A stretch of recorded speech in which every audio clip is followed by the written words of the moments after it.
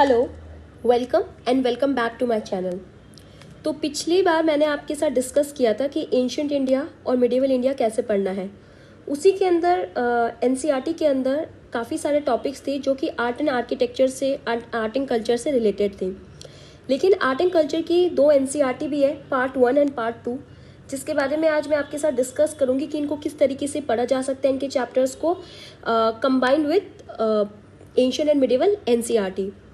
तो सिमिलरली हम उसी फॉर्मेट पे चलेंगे। जो रेड में पॉइंट्स मार्क है, that's are very important topics for examination. Black के अंदर जो है, जो कुछ स्टेट एग्जाम्स में या फिर यूपीएससी के कुछ दूसरे एग्जाम्स में पूछा गया है, और ब्लू जो है वो सबसे लेस इंपॉर्टेंट है।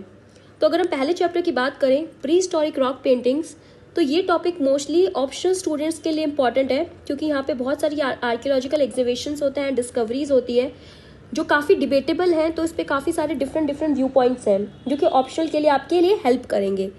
नाउ एक चीज़ इंपॉर्टेंट है कि जब भी आप आर्ट एंड कल्चर पढ़ते हैं, ट्राई कीजिए जो टॉपिक आप पढ़ रहे हैं उसके आप गूगल कर लें उस फोटोग्राफ्स को। अगर आप गूगल करेंगे तो आपको काफ़ी ज़्यादा बेनिफिट होगा। इसको पढ़ने के लिए 3 तरीके भी बताती हूँ। फर्स्ट ऑफ ऑल, आप आप ये सबसे पहले आर्ट एंड कल्चर की एनसीईआरटी पढ़ लीजिए, 1 रीडिंग कर लीजिए, जो भी इंपॉर्टेंट चीज़ें हो यहीं पे मार्क कर लीजिए। दूसरा, जब आप एंशिएंट इंडिया की, जब आप एनसीईआरटी जो पढ़ रहे हो उसके अंदर जब भी आर्ट एंड कल्चर का आपका या आर्ट एंड आर्किटेक्चर का जो भी टॉपिक आता है, उसको इसके साथ, टॉपिक के साथ कंबाइन करके नोट्स बना लीजिए, ठीक है। एंड उनके अंदर कोई एड ऑन रहता है। जब आप लोगों में से बहुत लोगों ने नितिन संघानिया बुक भी पढ़ी होगी, तो अगर आपको कोई ऐड ऑन करना है तो इस बुक से पढ़ के उसके अंदर ऐड ऑन कर लीजिए। मैं रिकमेंड करूंगी कि इसके लिए, आर्ट एंड कल्चर के लिए, आप डेफिनेटली नोट्स बनाएं, शॉर्ट नोट्स बनाएं, जो कि आपको हेल्प करेगा। क्योंकि क्या होती है, इन्फॉर्मेशन जो है आर्ट एंड कल्चर की वो काफ़ी ज़्यादा सेग्रीगेटेड है। कुछ एनसीईआरटीज में गिवन है, कुछ बुक्स में गिवन है, और कुछ इस पर्टिकुलर आर्ट एंड कल्चर की एनसीईआरटी में गिवन है। अगर आप तीनों को कंबाइन कर लेंगे तो आपको रिविजन करने में भी आसानी रहेगी और आप की अंडरस्टैंडिंग भी अच्छे से रहेगी। अब जैसे कि फॉर एग्जांपल आपने कुछ भी पढ़ा, इन तीनों चीज़ों को कंबाइन किया, प्लस आप इसके अंदर गूगल की हेल्प कीजिए। आई एम नॉट सेइंग कि आप गूगल में वो टॉपिक को डाल के सर्च कीजिए, आई एम सेइंग कि आप उसकी एक डायग्राम देख लीजिए, क्योंकि कई चीज़ें हमें डायग्राम के थ्रू समझ आती है, ठीक है। ये टॉपिक ऐसा है कि अगर हम डायग्राम्स के थ्रू समझेंगे तो हमें उसकी बारीकियाँ समझ आएगी कि ओके, ये मदर गॉडेसेस जो है ये ऐसी दिखती हैं, टेराकोटा फिगरिंग में ऐसा होता है, ब्रोंज फिगर इस तरीके का होता है, लाइक दैट। तो आपके लिए चीज़ें रिकॉल करना एग्जामिनेशन में काफ़ी आसान हो सकता है। तो ये टॉपिक जो इंडस वैली सिविलाइजेशन का टॉपिक है, ये काफ़ी इंपॉर्टेंट है। जैसे कि आप इसमें देखोगे, ये डांसिंग गर्ल का पूरा फोटोग्राफ दे रखा है और उसके बारे में डिस्क्रिप्शन है। तो आप ये डिस्क्रिप्शन तो 100% नोट्स में उतारिए, नोट्स में कीवर्ड यूज़ कीजिए, not language. Like for example, आपको ये लिखने की जरूरत नहीं है, found in Mohenjodaro this casting depicts a girl whose long hair is टायर्ड इन बर्न। ये लिखने की जरूरत नहीं है, डायरेक्ट आप लिख सकते हो dancing girl found in Mohenjodaro, that's it. ये इंपॉर्टेंट है क्योंकि क्वेश्चन में आपको अगर सेंटेंस चेंज करके मिलेगा तो आपको ये मिलेगा कि कोई ये लिख सकता है कि इट्स फाउंड इन हड़प्पा, तो वो स्टेटमेंट ऑटोमेटिकली डिस्कार्ड हो जाएगा। तो अगर आप नोट्स में वो चीज़ें ऐड ऑन कीजिए जो कि बहुत ही ज़्यादा वैल्यूबल हो, फैक्चुअल हो एग्जाम परस्पेक्टिव से।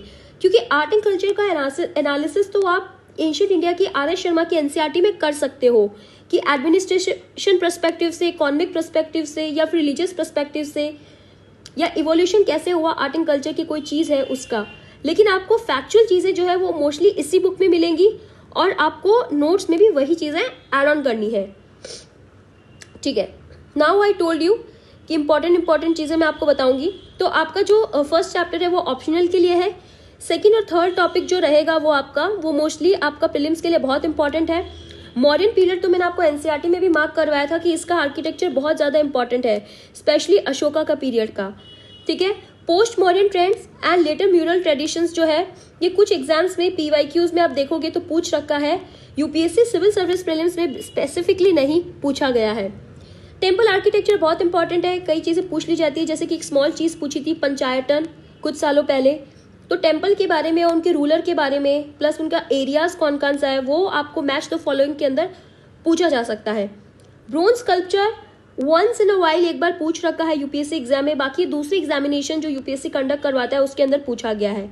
इंडो इस्लामिक आर्किटेक्चर बहुत इंपॉर्टेंट है, ये मैंने आपको आज मिडिवल की एनसीईआरटी के अंदर भी बताया था, इंपॉर्टेंट मार्क किया था कि इंडो इस्लामिक कल्चर बहुत इंपॉर्टेंट है, क्योंकि आप जहाँ पे भी चेंजेस देखेंगे, चाहे वो सोसाइटी में हो, इकोनॉमी में हो, या आर्ट एंड आर्किटेक्चर के अंदर हो, जहाँ पे आप चेंजेस देखोगे वहाँ पे आपको वो चीज़ इंपॉर्टेंट हो जाती है। दैट्स वाई अगर आप देखो सोसाइटी के अंदर एंड ओवरऑल चेंजेस हुए थे 6th सेंचुरी BC के अंदर। That's why Jainism and Buddhism एक प्रोपोगेटर था चेंजेस का, तो दैट्स वाई उसमें से काफ़ी ज़्यादा क्वेश्चंस आपको पूछे जाते हैं। Now let's come to the part 2 NCERT. तो मैं आपको पार्ट 2 का एनसीईआरटी का फ्रंट पेज दिखा देती हूँ। It will be like this. मैंने दोनों एनसीईआरटी को मर्ज कर दिया है ताकि मैं अच्छे से एक्सप्लेन कर सकूँ। तो ये ऐसी दिखेंगी, आप इसको डाउनलोड कर लीजिए, इस वेबसाइट पे अवेलेबल है। इसके अंदर एक टॉपिक सबसे ज़्यादा इंपॉर्टेंट है, that is Mughal school of miniature painting. तो ये टॉपिक आप काफ़ी अच्छे से करिए, ठीक है। इसकी क्योंकि मुगल एरिया पूरा ही इंपॉर्टेंट है। मुगल एरा के अंदर आपका एडमिनिस्ट्रेशन, जैसे कि आपको मैंने बताया कि जागीरदारी और ज़मींदारी क्राइसिस जो अकबर के टाइम पे थे, डिफरेंट काइंड ऑफ मनसबदार या फिर जिन डिफरेंट नेम से जो ऑफिसर्स को बुलाते थे, वो काफ़ी ज़्यादा इंपॉर्टेंट है। तो यहाँ पे आर्किटेक्चर भी काफ़ी ज़्यादा इंपॉर्टेंट हो जाता है, क्योंकि काफ़ी डेवलपमेंट हुआ था और काफ़ी कंट्रोवर्सी भी है, ठीक है। अब जो ये दो चैप्टर है, फर्स्ट और सेकंड चैप्टर, ये दूसरे एग्जाम्स में पूछे गए हैं, लेकिन इनमें एक चीज़ है कि जो भी लोकल नेम होता है किसी भी पेंटिंग का या किसी भी कल्चर का, वो आपको जानना बहुत ज़रूरी है। Like for example, I tell you an example, वो आपको डायरेक्टली दे सकते हैं कि भंडाराज is associated with by which of the following. तो उसमें स्टेटमेंट दे देंगे, it's called repository, it's called something else like that. तो ऐसे 4 ऑप्शन आपको दे दिया जाएगा। तो अगर आपको ये पता होगा कि इसका ओल्ड नेम क्या है या कोई हिस्टोरिकल नेम क्या है, तो आप इजीली गेस कर सकते हो। तो जहाँ पे भी आपको इस तरीके की चीज़ें दिखे, ये 100% आप अपने नोट्स में डाल सकते हो। एक चीज़ और कर सकते हो कि आप अपने साथ अगर ल्यूसेंट लेके बैठ रहे हो, जो कि मैंने आपको एंशिएंट और मिडिवल की एनसीईआरटी करते वक्त भी बताया था, कि उसके अंदर जो भी फैक्चुअल चीज़ें होती है ना, जो टेबल्स दे रखी होती है, टेबल्स में जो भी इंफॉर्मेशन होती है, उनको तो आप याद डेफिनेटली कर लो। क्योंकि क्या होता है, एग्जाम के अंदर एनालिसिस तो दिया जाता है, लेकिन हम कहाँ पे अटक जाते हैं, art and culture and ancient and medieval history के क्वेश्चंस में, कि जहाँ पे फैक्चुअल इंफॉर्मेशन का स्टेटमेंट दे दिया होता है, तो हम वहीं पे कंफ्यूज हो जाते हैं, स्टक हो जाते हैं और उस क्वेश्चन को लीव कर देते हैं। इससे बेटर है कि आप अगर ल्यूसेंट लेके बैठे और उसके अंदर जो टेबल्स हैं उनको अच्छे से याद कर लो, तो वो काफ़ी ज़्यादा बेटर रहेगा। लगभग 40 से 50 टेबल्स होंगी आप तीनों सब्जेक्ट को मिला के, और वो इतनी डिफिकल्ट नहीं है। अगर आपने एनसीईआरटी पढ़ी है तो बहुत अच्छे से उनको रिकॉल कर सकते हो, ठीक है। इसके जो लास्ट जो 3 टॉपिक जो है, Bengal school and cultural nationalism, modern art and the living art tradition of India, ये मोस्टली ऑप्शनल के लिए ज़रूरी है। ये art and culture as a subject के लिए, जीएस के लिए इतना इंपॉर्टेंट नहीं है। तो अगर आप देखो तो काफ़ी कम चीज़ें हो जाती है। प्लस अगर आप इनको गूगल पे करके देखोगे, इमेजेस का 100% आप इस्तेमाल करो, वो आपको काफ़ी ज़्यादा हेल्प करेगी। अगर आप इस तरीके से आप चलते हो तो लगभग 7 से 8 दिन में आपकी ये एनसीईआरटी और plus art and culture complete हो जाएगा। Remaining 7 to 8 days I already told you कि एंशिएंट इंडिया कंप्लीट हो जाएगा, एंड 7 to 8 डेज आप अगर देख लो तो आपका मिडिवल इंडिया कंप्लीट हो जाएगा।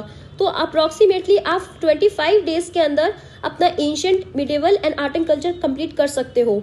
एंड हर साल 13 से 14 क्वेश्चन जो है वो पूछे जाते हैं इन तीनों सब्जेक्ट से कंबाइंडली।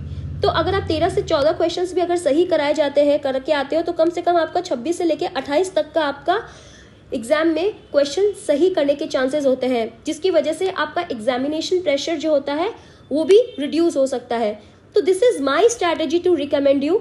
अगर आपकी कोई और डिफरेंट स्ट्रैटेजी है जो कि जिससे आपके आंसर सही हो रहे हैं, तो आई वुड लाइक कि आप उसी स्ट्रैटेजी को फॉलो करो। और अगर आप अपनी स्ट्रैटेजी शेयर करना चाहते हो तो आप अपने कमेंट सेक्शन के अंदर भी अपनी स्ट्रैटेजी बता सकते हो। That's it for today. Thank you so much for the listening.